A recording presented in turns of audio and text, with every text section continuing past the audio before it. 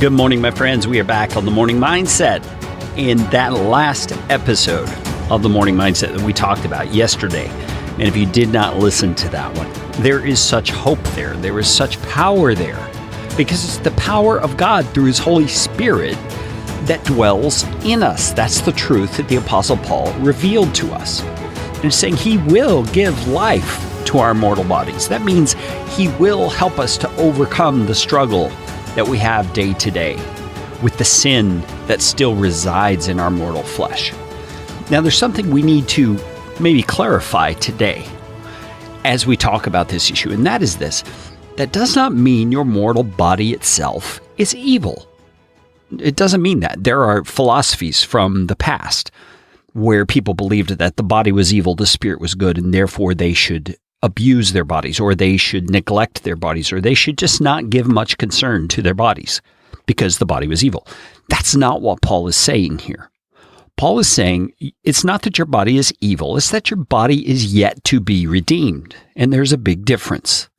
You see, the reason sin can hang around in your life once you've placed your faith in Jesus Christ is because your body is yet to be redeemed. And so that's where sin hangs out. That's where it resides, is in the mortal body. That doesn't mean you should abuse your body. You're abusing yourself if you do that. It doesn't mean you should neglect your body. You're neglecting yourself if you do that. It just means you need to be aware that sin is in the body. It's not your identity. It's not who you are. And so Paul goes on here in Romans chapter 8, beginning in verse number 12, and he gives us some perspective on this issue. He says, "So then, brothers," and I might say sisters as well, "we are debtors." You know what it's like to be in debt, right? I've had too much debt in my life. I know what it's like to be kind of, not in a hard way, but just under the thumb of an obligation that you want to be free of, and you've indebted yourself to that thing, be it financial or something you owe someone.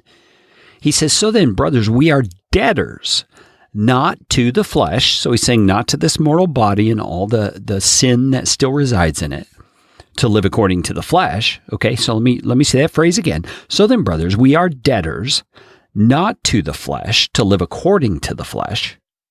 For if you live according to the flesh, you will die. But if by the Spirit you put to death the deeds of the body, you will live." So he's saying we are debtors, but we are not debtors to the flesh.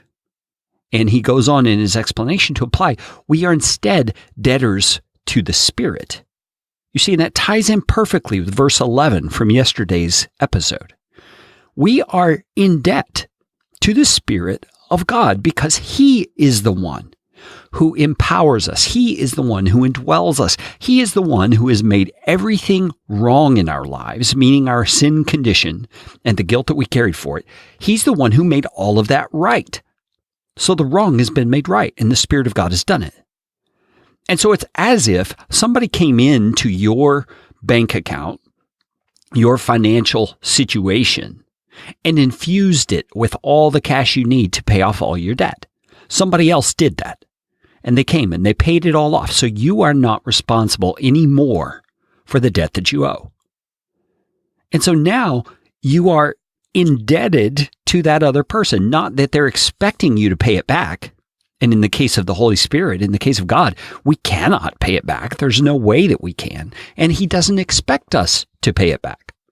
But what Paul is doing here is he's trying to give us a perspective. He's trying to give us a mindset to say we are no longer enslaved to that debtor who was demanding things of us before. The power of sin, the power of our flesh, this mortal body that is still struggling with sin. We're no longer indebted to that. We are now under the control and the power of the Holy Spirit of God. We are now to consider ourselves in debt to Him, not to pay Him back, but to live in light of the freedom that He's given us. You see, if by the Spirit you put to death the deeds of the body, you will live. We're going to dig into that a little more tomorrow, but go today knowing you are free from the obligation to sin. You are free from the power of sin in your mortal body. Join me again tomorrow for the Morning Mindset.